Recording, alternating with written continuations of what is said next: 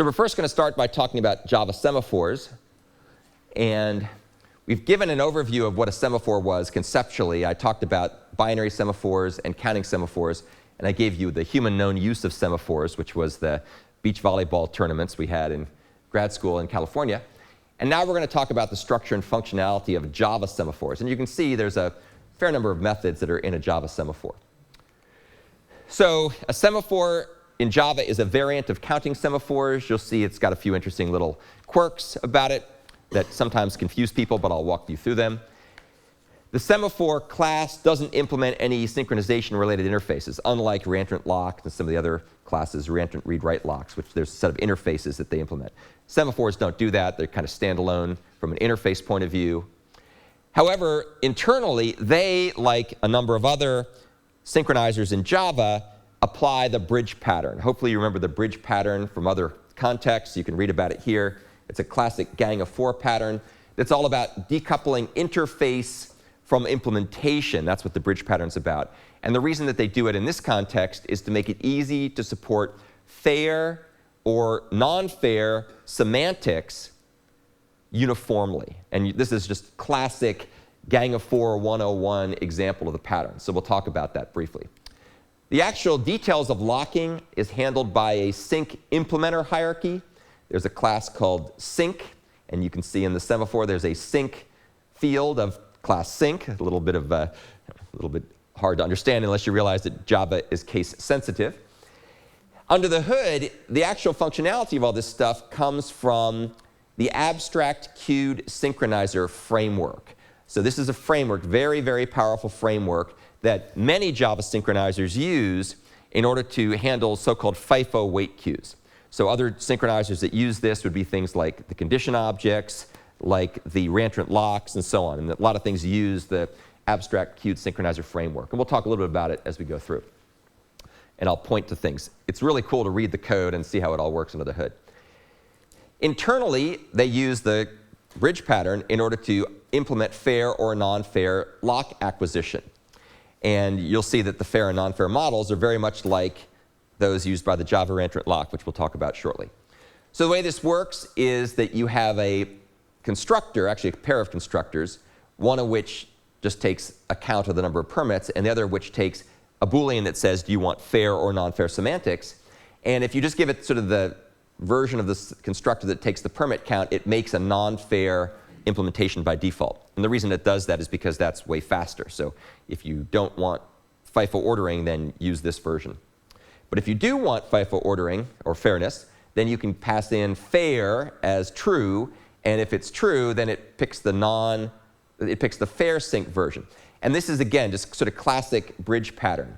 We have a constructor, we allocate the appropriate subclass of sync, either fair sync or non-fair sync, and that gets stored here. And we'll see in a second how this is used by all the various methods in the class. The constructor will create a semaphore with the given number of permits. That's the same for both instances. And note that this is not a maximum, it's an initial value.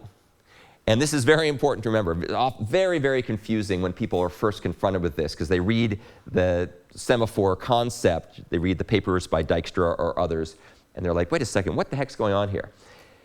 It turns out that two things can happen. Number one, you can basically have the number of permits go above the initial count, and you can do that by calling release. And the initial permit value can actually be negative. So you can start out with a semaphore with a negative number. If you do that, then anybody who tries to acquire the semaphore will block or wait until some other thread or threads increment the permit value until it becomes positive. So there's nothing wrong with starting out a count that's less than 0. There's nothing wrong with growing it beyond its initial permit count. So it's just a starting value. And that's very weird if you think about semaphores conceptually, but when you think about the implementation, it makes more sense. So the key thing you do with a semaphore is you acquire it and release it. And the thing to remember here is that acquiring and releasing permits don't need to be fully bracketed. What does it mean to be fully bracketed? It means that the thread that acquires the semaphore needs to be the one that releases it, or the thread that acquires the lock needs to be the one that releases it. That's fully bracketed. Unlike mutexes and reentrant locks, where they do have to be fully bracketed, a semaphore does not have to be fully bracketed. And we'll take a look at some examples here shortly that illustrate this use case where you have two threads that take turns basically acquiring and releasing each other's semaphores so that they can coordinate their interactions. And that's a good example where the acquire and release is not fully bracketed. And we'll come back and look at that in just a minute. Let's talk about some of the key Java Semaphore methods. So the key methods that acquire and release the semaphore are the ones here. We have acquire, acquire uninterruptibly, try acquire, and release. And as we'll see in a second, all of these methods simply forward to their implementers, which comes from the abstract queued synchronizer framework. So there's very little work for the implementer of semaphore to have to do in Java. They're relying on an existing framework to do the heavy lifting. So here's the classic acquire method. This obtains a permit from the semaphore. You can see it just goes ahead and calls down to sync.acquire shared interruptibly.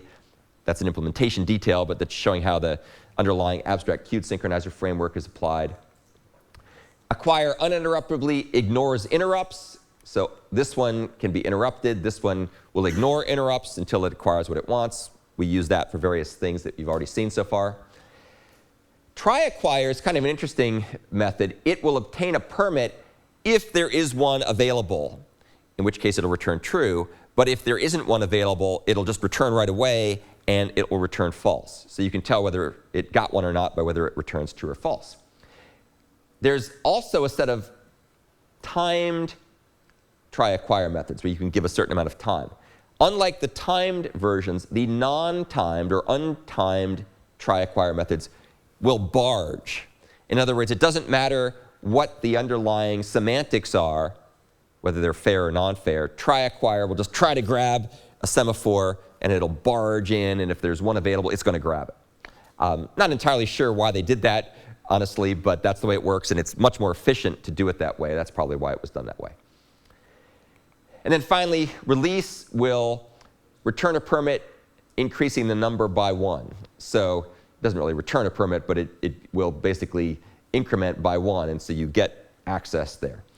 Keep in mind that it's perfectly valid for the permit count to exceed the initial permit count, and that'll happen if you keep calling release over and over again. There are reasons to do that, although they're somewhat rare. Duncan? So try acquire, what do you mean by sort of barges in that? So the question is, what does it mean by barging? Imagine that you're standing in line at the grocery store, and somebody comes in and cuts in front of you. Right? That's called barging. So you're barging, and you know, if you're like in 2nd grade and someone barges in line, people get really mad because they follow rules at that age, right? And so, so barging just means cutting in front, not waiting their turn. So you can see here that release will just go ahead and increment by 1, and it calls down to the underlying implementation. There's also a bunch of other semaphore methods, many of them. Here are some of the more interesting ones. A bunch of these methods will acquire, try acquire, or release a multiplicity of permits at the same time. So you can see here that you give the number of permits you want. You can think about all the other methods as just acquiring one, right? But these will acquire a group of them. So you can acquire or release groups of permits. There's also some methods that use timeouts, try acquire. You can see there's a couple different variants of try acquire. And these, unlike the untimed versions, do honor the fairness settings, so they don't barge. They're more polite. They will follow the rules.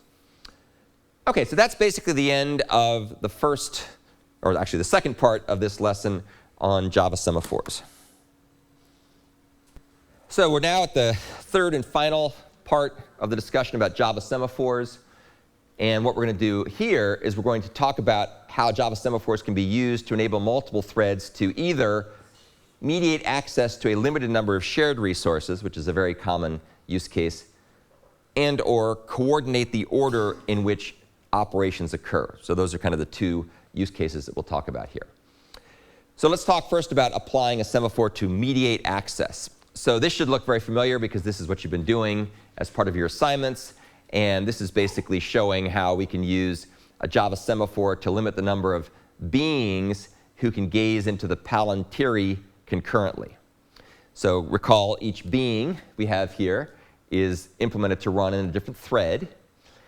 And we're going to use a semaphore to keep track of the number of Palantiri that we have available. So let's say, for sake of argument, we have 2 of them.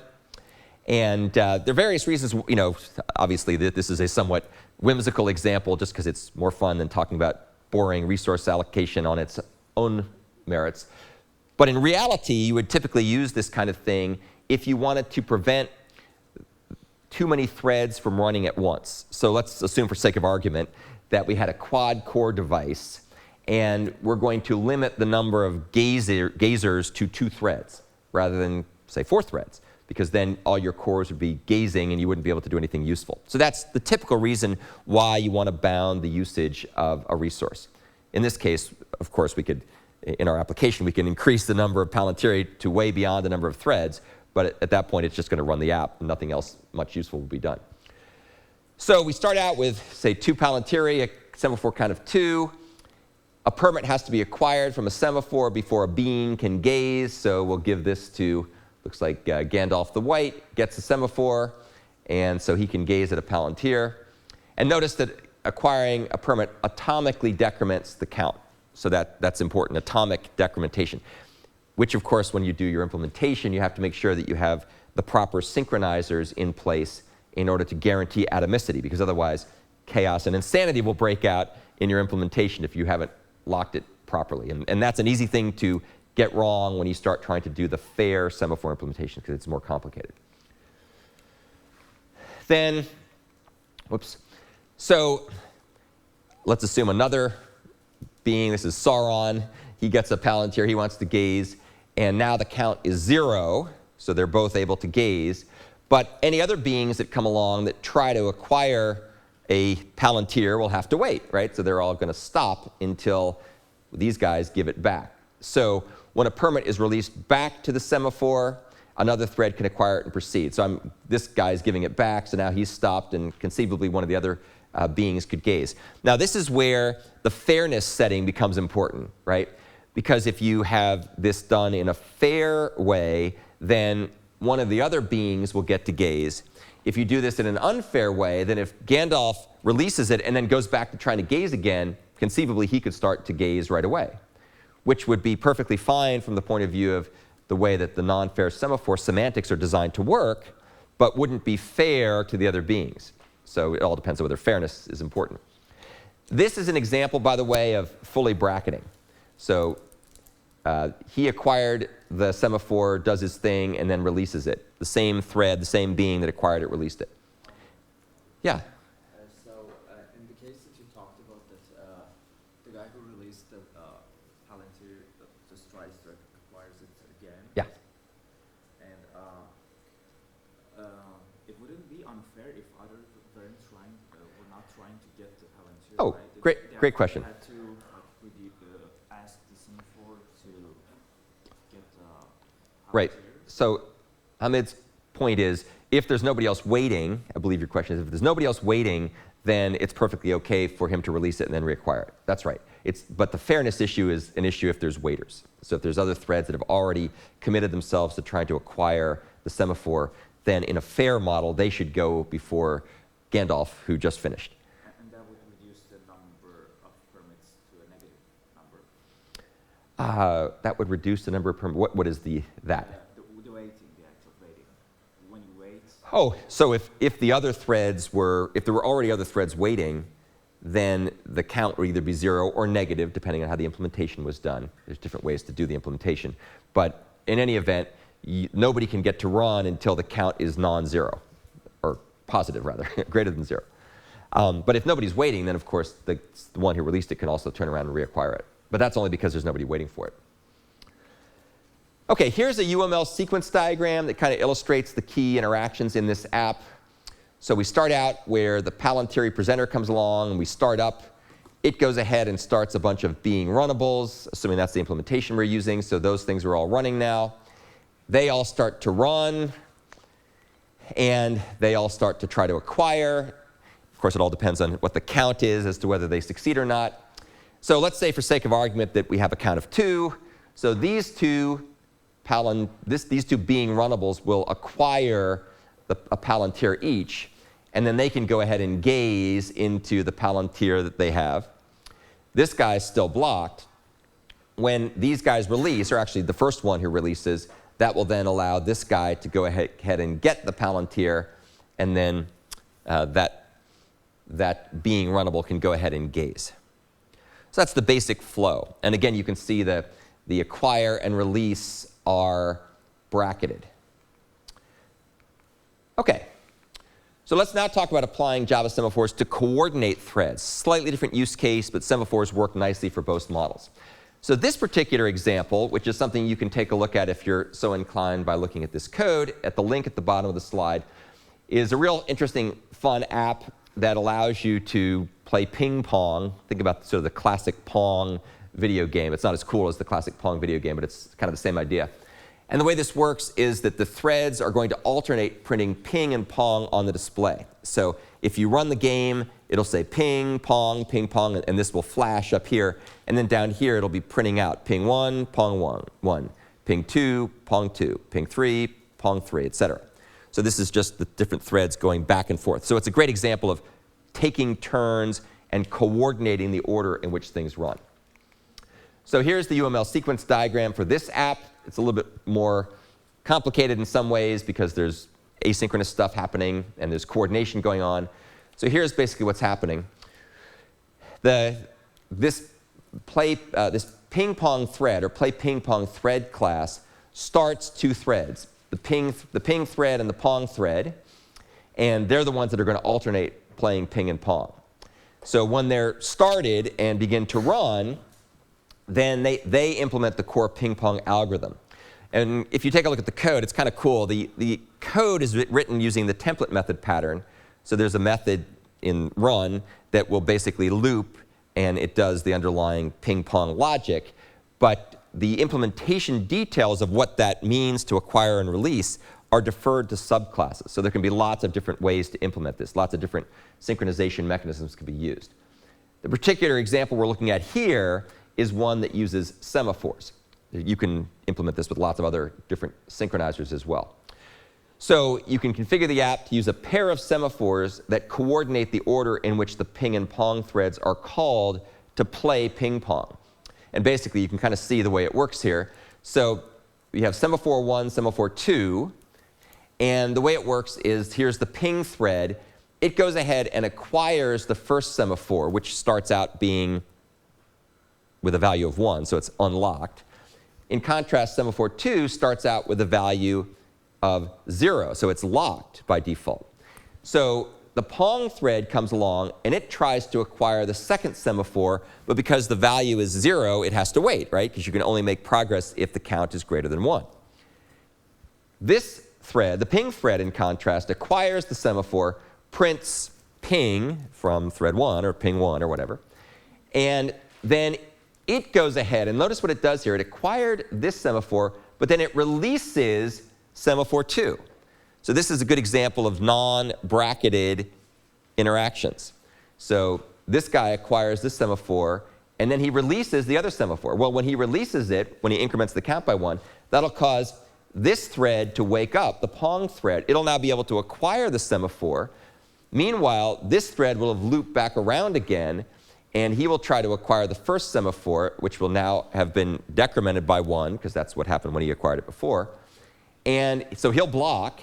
And when this guy is done writing out ping 1, or sorry, pong 1, he will then turn around and release this semaphore that this thread is waiting on. And so they take turns acquiring and releasing each other's semaphores. Yes, Jesse? Why couldn't we just use one semaphore and make it fair? Give yourself a try to do that. You'll see it doesn't work. You need to have two semaphores. So many people have asked that question over the years, and my response to them is always, try it and you'll see. And it has to do with the state that's involved. So it turns out to be complicated. Other questions? Yes, Anne. So this is one of the cases where your starting permit number is not your max permit number, because one of them starts with 0. Great point. OK, yes. So the question was, is this an example where you're incrementing the permit count to be greater than the initial count? Absolutely. So keep in mind, we're also using Java Semaphores for this example as a binary semaphore, right? The values are 0 or 1, or true and false. So we're starting out semaphore number 2 with an initial count of 0, so it's locked. And we're starting out semaphore 1 with an initial count of 1, so you can go, so the ping thread can make the first move. But because this is 0, initially, the pong thread will wait on it. And it's not until the ping thread releases it that its count goes to 1. So yes, that's a very nice example where the initial count is not the final count, or a later count. These are just being used as binary semaphores. But yeah, that's a good example of something like that. OK, and again, just to reiterate, this example doesn't fully bracket acquire and release. The thread that acquires the semaphore is different from the thread that releases it. And that's how you get the coordination and the ping pong behavior going back and forth. OK. Note, by the way, that when we're all done playing ping pong, these threads will exit just by falling off the end of run. And the main thread will be sitting there joining with them. And so then it'll be able to finish after the other 2 threads are done. OK, there's a few things to think about when we use semaphores. So one thing to remember is that a semaphore is more flexible than the simple Java synchronizers. So things like a synchronized statement or a reentrant lock. Semaphores are more flexible than those mechanisms. For example, they can be used to acquire and release multiple permits in a single operation. We don't really use that in this example, but that would be something you could do. And the acquire and release methods don't need to be fully bracketed. So that's what's shown by this example. So they take turns, whereas the reentrant lock and the synchronized blocks or synchronized statements have to be fully bracketed. There's no way around it. When you use a semaphore for a resource pool, which is a very common use for it, thinking back to the example of the beach volleyball scenario, the count of the semaphore keeps track of the number of free resources. And we saw that when we were doing the Palantiri example, because it keeps track of the number of Palantiri. However, keeping track of the count doesn't mean it's keeping track of which of the resources are actually available. And again, if you think back to the example of the Palantiri manager, we had to use some other mechanism to keep track of that. So in that case, we used a hash map or a list or other semaphores or whatever. But those things have to be handled separately. So the semaphore just keeps track of the count, but not which particular resources are available. Sometimes it matters, sometimes it doesn't. But you have to track that through some other data structure or some other synchronizer. What do you mean by resource? So what's an example of, anybody want to say, what's an example of a resource in this example? Palantiri, right? We have a finite number of them. In this case, we have 2. Those are resources that are being managed by the semaphore plus other stuff, right? The semaphore is keeping track of the number of available resources, but it's not tracking which resources are available. That's being tracked by a hash map or some other data structure. There's a number of traps and pitfalls when you use semaphores. And so here are some of the common ones. One of the problems is you can acquire a semaphore, but then forget to release it. Now, sometimes it's actually intentional, right? So with our example of the ping pong application, the thread that acquired it didn't mean to release it. But in other examples, like for the Palantiri manager example, the thread that acquires it needs to release it. And if you forget to release it, for example, if you have a return statement or an exception is thrown and you don't release the semaphore, then it'll just remain, decremented and nobody will ever increment it. So that's one problem. One way to avoid this problem, if you're doing fully bracketed operations, is to use the try finally expression in Java, which means that it'll automatically call this code no matter how you return, and the release will happen, even if exceptions occur or breaks or premature returns or whatnot. Because Java doesn't support destructors in any sensible way, you end up having to use things like try finally to give you that acquisition behavior. Another common problem with the semaphore is acquiring it and then holding it for a lot longer than you really need it. So you might have some long-running loop that's doing something that doesn't really require the semaphore to be locked, and during all this period, you're preventing anybody else from getting access to that resource. So think about that carefully when you program your code. How long do you actually have to hold these things for? And then another mistake, which is oddly easier to do than you might think, is releasing the semaphore more times than you really need to. Now, this piece of code is kind of silly because you typically would notice that you had 3 calls to release in a row, right? That's pretty, you'd have to be pretty negligent not to notice that. But in a much more complicated control structure with nested loops or nested if-else statements or switch statements or whatnot, or nested function calls, it might not always be entirely clear how many times you're releasing the semaphore. So be careful of that. Okay, so that's the end of the third and final discussion of semaphore.